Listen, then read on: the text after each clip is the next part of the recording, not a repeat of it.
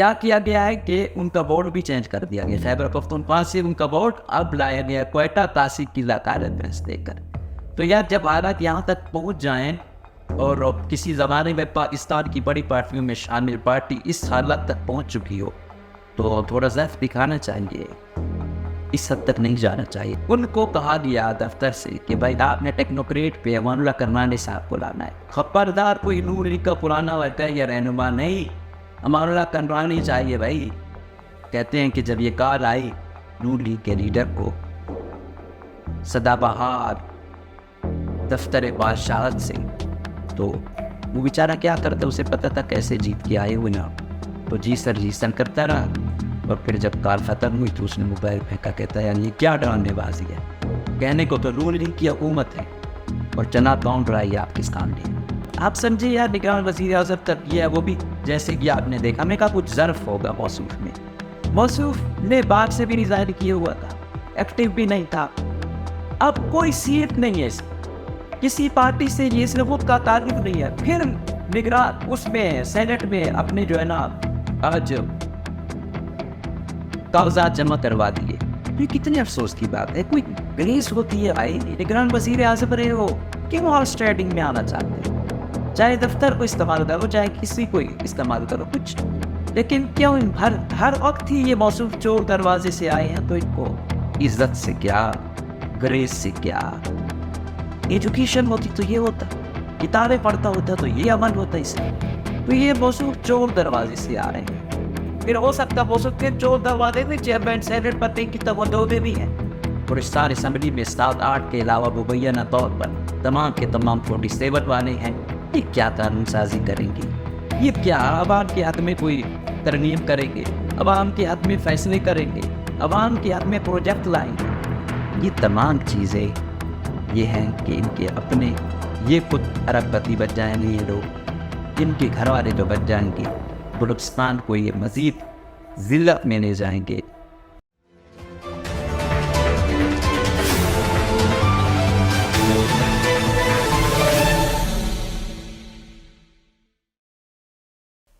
جسے کہ پرفسوم باتوں سے تم دھوکہ نہ کھا جانا, تمہارے سامنے مطلب کے دیوانے بھی آئیں گے.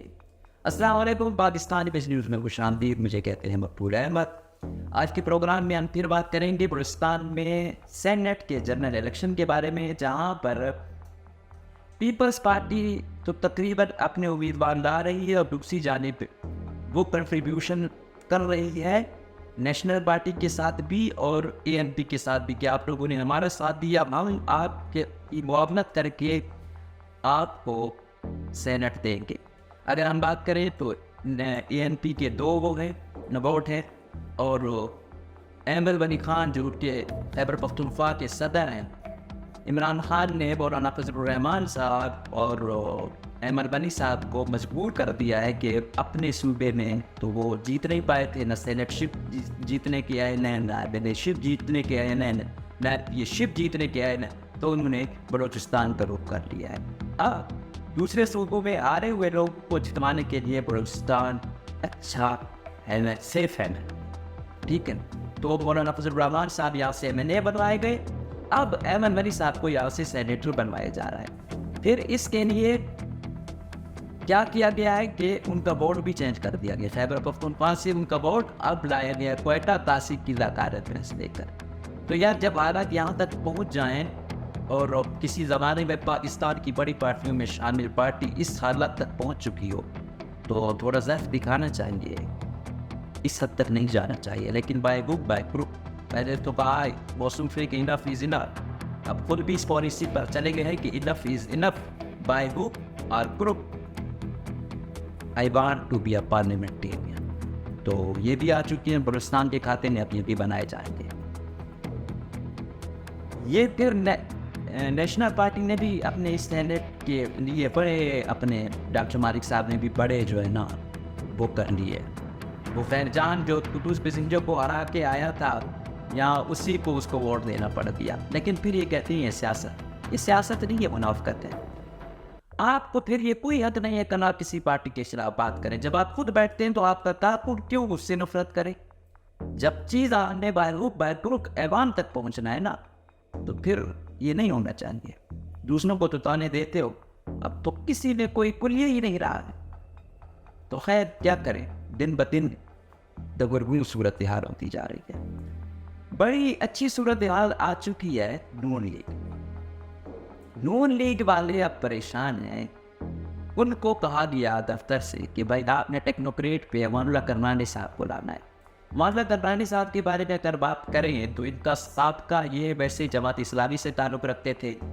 پھر نواب بگٹی صاحب کو کیونکہ یہ تہذیب تقریب دفن جانتے ہیں, وہ میں نے ابھی شعر بھی پڑھا کہ کسی کی پرفضول باتوں سے تم دھوکہ نہ کھا جانا, تمہارے سامنے مطلب کے دیوانے بھی آئیں گے. تو امان اللہ کرنانی صاحب جو ہے نا باتوں میں تو پھر ان سے بڑا کوئی ثانی نہیں ہے. انہوں نے نواب بگٹی جیسے بندے کو جو ہے نا اپنا درویدہ بنایا تو پھر تو باقی دفتر مفتر تو بڑی چھوٹی باتیں ہیں. تو انہوں نے ان کو سینیٹر بنوایا. پھر نواب بگٹی صاحب جب مارے گئے تب بھی انہوں نے ریزائن نہیں کیا تھا. پھر بڑا جھگڑا بھی ہوا. پھر یہ سپریم کورٹ بار ایسوسی ایشن کے صدر بھی رہے. ابھی آپ کو ایک یاد ہوگا ایک وکیل مارا گیا تھا کوئٹہ میں, تو اس کا عمران خان پہ مقدمے در مقدمے بنتے جا رہے تھے. تو اس وکیل کا جو تھا مقدمہ وہ پہلے تحریک انصاف میں تھا, بعد میں ان کی کوئی تھوڑی بہت وہ ہو گئی. ان کی کوئی خاندانی دشمنی بتائی جاتی ہے, لیکن عمران خان کے خلاف جب ہر جگہ ہوتے تو اس وکیل کو مارنے کا الزام بھی انہیں پر دیا گیا. پھر اس کیس کو امان اللہ کرنانی صاحب نے اور زیادہ ہائپ دی, تو وہاں سے پھر دفتر والوں کی خاص نظر پڑ گئی اور نگران نے موصوفات ہیں. کیا کنٹریبیوشن ہے کوئی پتہ نہیں ہے, بس نگران میں نہیں آئے. پھر کیا ہوا کہ پھر ایسی بم پر پرفارمنس آ گئی نا کہ اب نون لیگ کو کہا گیا کہ ٹیکنوکریٹ پہ خبردار کوئی نون لیگ کا پرانا ہوتا ہے یا رہنما نہیں, امان اللہ کرنانی چاہیے بھائی. کہتے ہیں کہ جب یہ کال آئی نون لیگ کے لیڈر کو سدا بہار دفتر بادشاہت سے, تو وہ بیچارہ کیا کرتا, اسے پتہ تھا کیسے جیت کے آئے ہوئے نا, تو جی سر کرتا رہا. اور پھر جب کال ختم ہوئی تو اس نے موبائل پھینکا, کہتا ہے یعنی یہ کیا ڈرامے بازی ہے, کہنے کو تو نون لیگ کی حکومت ہے اور چنا کون رہا آپ کے سامنے ہے. تو یہ صورتحال ہے. اور امان اللہ کرنانی کے ساتھ ساتھ ایک اور شخصیت بھی آ گئے ہیں, اب اختر میکل کے بقول انو بھائی, اور عام زبان میں انوار اللہ کاکڑ, اور خاص لوگوں کی زبان میں سابق نگران وزیر اعظم انوار اللہ کاکڑ, سوکار دانشور صاحب. موصوف جو ہے نا کوئی ہے نہیں ان کے پاس سوائے ایک خاص کمیونٹی کی یہاں بدقسمتی سے کچھ قتل ہوئے جن کی ہم سب پر بزرگ مذمت کرتے ہیں, لیکن ان کے کریڈٹ پر وہی بات ہوتی ہے بتانے کو کہ ان کو مارا کیا. بھائی اس کی ہر ایک مذمت کرتا ہے, لیکن یہ تو نہیں ہے کہ اس کو کیش کر کے آپ اپنی دکان چمکاتے رہو. یا آپ سمجھے یار نگران وزیر اعظم تک یہ ہے, وہ بھی جیسے کہ آپ نے دیکھا, ہمیں کہا کچھ ظرف ہوگا موصوف میں. موصوف نے باپ سے بھی ریزائن کیا ہوا تھا, ایکٹیو بھی نہیں تھا. اب کوئی سیٹ نہیں ہے کسی پارٹی سے, یہ اس وقت کا تعلق نہیں ہے. پھر نگران اس میں سینٹ میں اپنے جو ہے نا آج کاغذات جمع کروا دیے.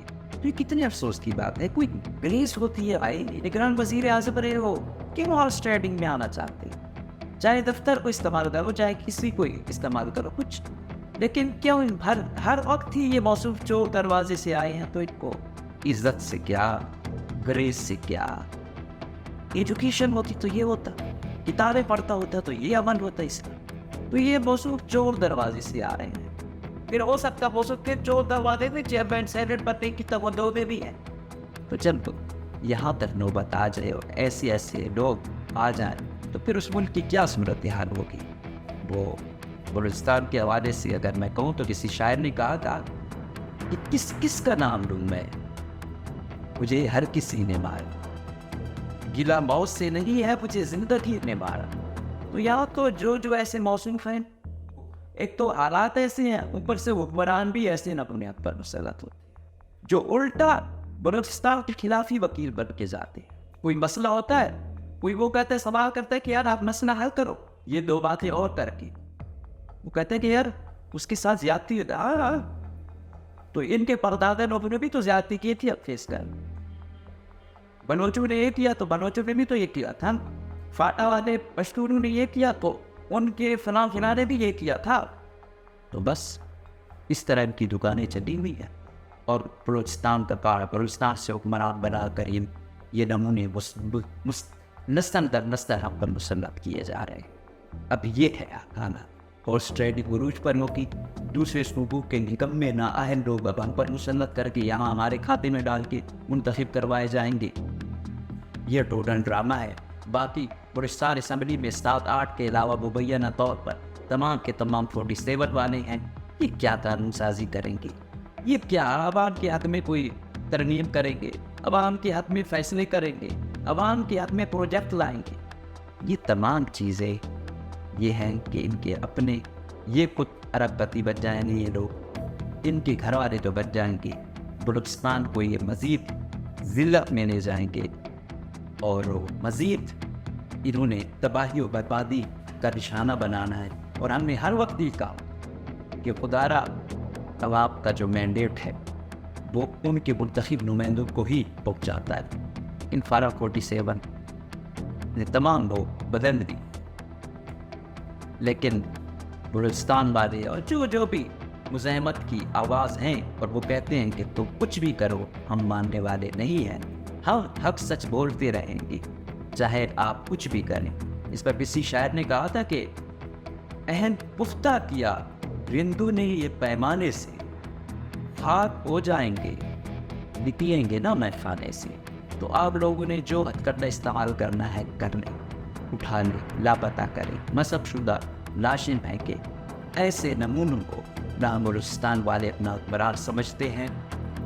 ان کو ہم حکمران تو کیا، ان کو ہم اپنے ساتھ منشی رکھنا بھی گوارا نہیں کرتے. ان لوگوں کے ساتھ ہم اٹھنا بیٹھنا بھی گوارا نہیں کرتے. بے ضمیر لوگوں کے ساتھ سلام دعا رکھنا بھی ہمارے لیے جو ہے نا باعث شرمندگی ہے. اور بھی ہم یہی کہیں گے کہ دنیا میں ہیں، دنیا میں ہوں، دنیا کا طلبگار نہیں، بازار سے گزرا خریدار نہیں ہوں. تو یہ جو لوگ ہیں نا یہ چند الفاظ میں تو دفتر والوں کو دوسروں کو خوش کرتے ہیں. لیکن ہماری بات یہی ہے کہ صرف ان کے ساتھ آپ کی مٹھاس ہوئی ایسے نہیں چلتی ہے عوام. جب تک عوام کے ساتھ بلوچستان کی عوام کے ساتھ آپ میٹھی زبان پہ بات تو کر کے دیکھ لیں. بدو کے بجائے زبان کا استعمال کرنا تو شروع کر دیں، شاید بہت اچھے نتائج ہوں گے. ایسے لوگوں کو لا کر آپریشن کو عروج پر لے جا کر لاپتہ کر کے نصف کر کے قتل کر کے جھوٹے مقدمات مختلف اداروں کو استعمال کر کے ان کو طرح کی اذیتیں دینا یہ کوئی حل نہیں ہے. اور اگر آپ 2 بول بھی میٹھے ان کے ساتھ بول لیں کہ مل کے ہم کوئی نتیجہ نکالیں گے تو کوئی نتیجہ نکلے گا. اس پر کسی شاعر نے کہا تھا کہ لہجے میں اگر رس ہو تو 2 بول بہت ہیں، انسان کو رہتی ہے محبت کی زبان یاد. تو آپ لوگوں نے بہت پابند استعمال کر لی. اگر 2 بول محبت کے بھی استعمال کرو گے تو آپ کو اچھے نتائج ملیں گے. اور اس کے لیے ضروری ہے کہ یہ جو ایسے سو کال بہلولیے مسلط کرتے ہو ان کو ان کی اوقات میں رکھو. ان کی جو اوقات ہے یہ اس میں رہیں گے اور عوام کو نظر آئے گا کہ باقی جس کی جو اوقات ہے وہ اسی میں رہ رہا ہے. تو پھر عوام کا آپ پر اعتماد بھی ہوگا اور آپ کی جو محبت کے 2 الفاظ سنیں گے ان کو بھی اور آپ کو بھی سر آنکھوں پر بٹھائیں گے. اجازت دیجیے. اللہ حافظ.